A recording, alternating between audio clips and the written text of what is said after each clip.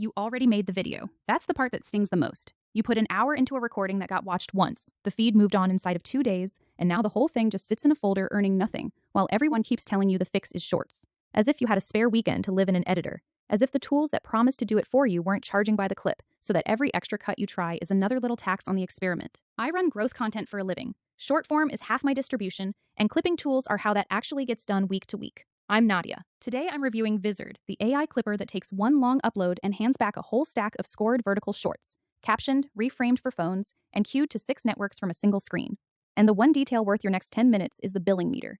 It charges for the minutes you put in, not the clips you take out. And once you see what that does to the way you work, this entire category splits cleanly in two. I'm not skipping the flaws either. Plus where it falls short, because there are real catches. A clip score you should never take at face value, a monthly meter that can park a heavy production week, and a published flow that posts exactly what you typed, typos and all.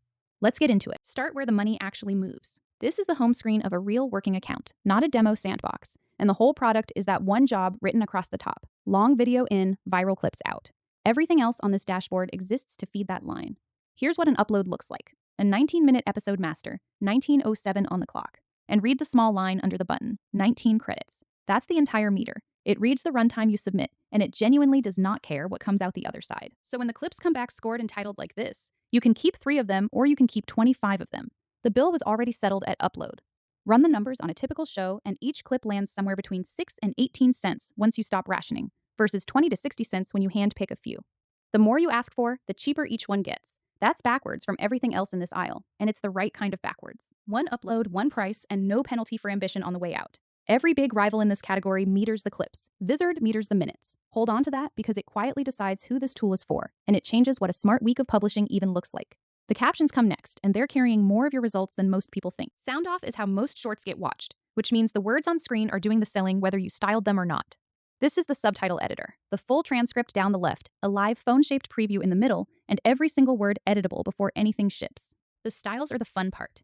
A whole rack of animated presets down the side. Word-by-word pops, boxed highlights, big color hits on the keywords. Pick one, and it restyles the entire clip in a click. 2 honest notes here. The default styles are genuinely solid, and your own brand fonts only unlock on the Pro plan, so the cheaper tiers live with the presets. So the captions hold up without buying a second tool, which already isn't nothing. But cutting clips was never the hard half of this job. Getting them onto 6 different feeds every single week on schedule, that's the half that breaks people. Distribution lives in the same tab. Pick any finished clip and the publish panel opens with every connected account in one list. TikTok, Reels, Shorts, the works. 6 networks deep, while the AI sits there drafting the post copy for each network on its own. And everything stays editable before it goes. Title, description, tags, the visibility setting. Then one schedule control queues the whole batch with a date and a time. A standalone scheduling tool runs $15 to $30 a month on top of your clipper.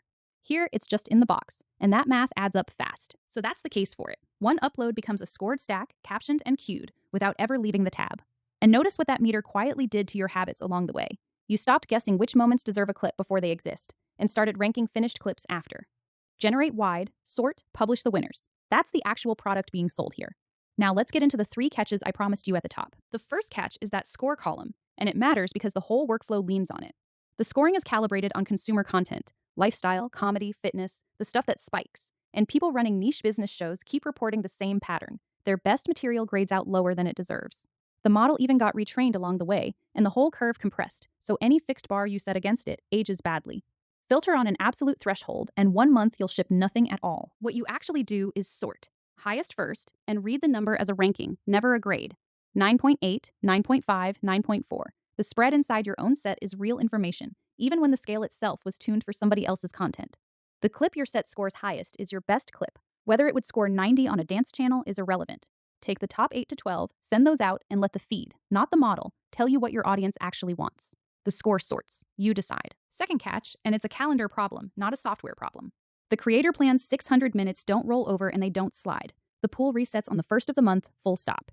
Stack your uploads wrong, and the meter doesn't slow you down gently. It stops you cold, with days still left on the calendar. You can watch it happen in the corner of the screen. That little counter top right is the month's allowance, and it only ever moves in one direction. 19 minutes in, 19 gone. Now push 4 shows worth of episodes through in week 1. A backlog sprint, a client onboarding, whatever. And you can be parked by the 25th, watching the calendar instead of working. The mid-month upgrade exists, but the proration math usually costs you $10 to $20 for the privilege. The easy way around it is to plan the month like the meter is real. Batch your submissions right after the reset. Keep a couple of 100 minutes in reserve for surprises. And if a script is feeding the queue for client work, you're on Pro's 2,000 minutes anyway, where this whole problem mostly disappears. Last catch, and it's the embarrassing one, the kind that puts a typo on a client's feed with your name attached to the post. It comes straight out of the same publishing panel I was praising 2 minutes ago, which is exactly why it needs saying. There is no safety net on the far side of that panel. What you see in these fields is what goes live. The AI writes the title, the description, the tags, and whatever string is sitting there posts to the network exactly as written. No review queue, no edit after the fact on the platform side. A stray character, a half-finished sentence, an emoji the platform mangles. It ships, and now you're deleting and reposting on every network while the post eats a dead first hour. And if you ever wire this into your own scripts on the Pro plan, one more trap from the same family. The scheduling field in their interface wants milliseconds. Send it plain seconds and the clip silently posts right now instead of erroring. The working habit that covers both. Send one throwaway clip scheduled 5 minutes out and watch it land before you trust any batch. Here's what I do for the captions themselves. Nothing touches that schedule control until a human has read every caption on every account in the list. The AI drafts. A person ships. Keep that one rule and the panel stays a superpower. Let me run one real episode through, start to scheduled, so you can feel what the day-to-day is actually like. The input is that same 19-minute podcast master. Pick the language, attach a subtitle file if you've got one button, and then you genuinely walk away, because processing runs 5 to 15 minutes on a file this size. Make the coffee, answer the email. When it's done, you land in the editor. Full transcript down the left, the video on the right. And here's the part that converts people. You trim by deleting words, not by scrubbing a timeline. Kill a sentence in the text, and it's gone from the cut. Back on the results list, every candidate carries its own publish and download actions. So a winner goes from this list into that scheduling panel in 2 clicks. One habit worth stealing.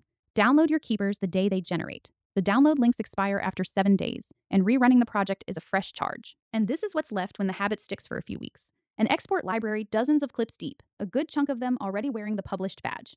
The calendar is the real payoff, an entire month of slots filled, every one of them traced back to a handful of long uploads.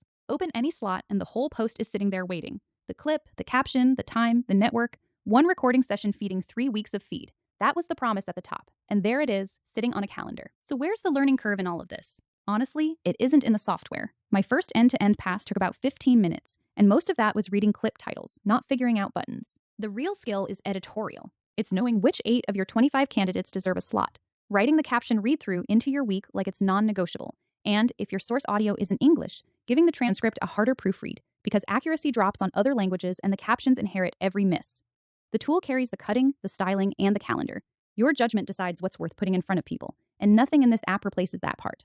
That's the honest division of labor. Quick pause if you're already sold, because the next part is just money. The link is in the description, stackinspectors.com/Vizard, and it takes you straight to the free plan. No card, no trial clock. Upload one of your own episodes and watch what comes back, because your own footage will tell you more in 20 minutes than any review can, including this one. And when you do land on the pricing page, flip the billing toggle before you commit to anything. It defaults to monthly, and annual on the creator plan works out about $118 a year cheaper for exactly the same product. That's not a discount trick, it's just a toggle most people never notice. And which plan you actually need, paid or not, is exactly where we're headed. 3 plans, and you can sort yourself in about 10 seconds. The free one? Treat it as a test bench, because it caps you at 5 exports a month and watermarks every single one. Feel the workflow on it, but don't ship from it. Creator? If the long form you're repurposing is your own show, stop reading the grid. This is the one. 600 upload minutes is 10 hours of episodes a month, more than most one-person shows ever produce, with unlimited exports and full HD on the way out. Pro? Only when the pipeline goes programmatic. That's where the API lives. Plus 3 team seats, 5 brand kits instead of 1, 4K exports, and a priority queue. One straight line about that free plan, since it sounds generous. A watermarked clip is effectively unusable on a monetized feed. Platforms bury it and clients reject it. Treat free as the trial that never expires. It's not a plan you live on, and it isn't trying to be. Now the honest map, because Vizard isn't the only sane buy in this category, and the lanes are genuinely different jobs. If you'd rather handpick 3 moments and polish each one until it shines, OpusClip is that workflow. The brand leader, with a text prompt feature for hunting specific moments that nothing else here matches. Its meter just runs the other way.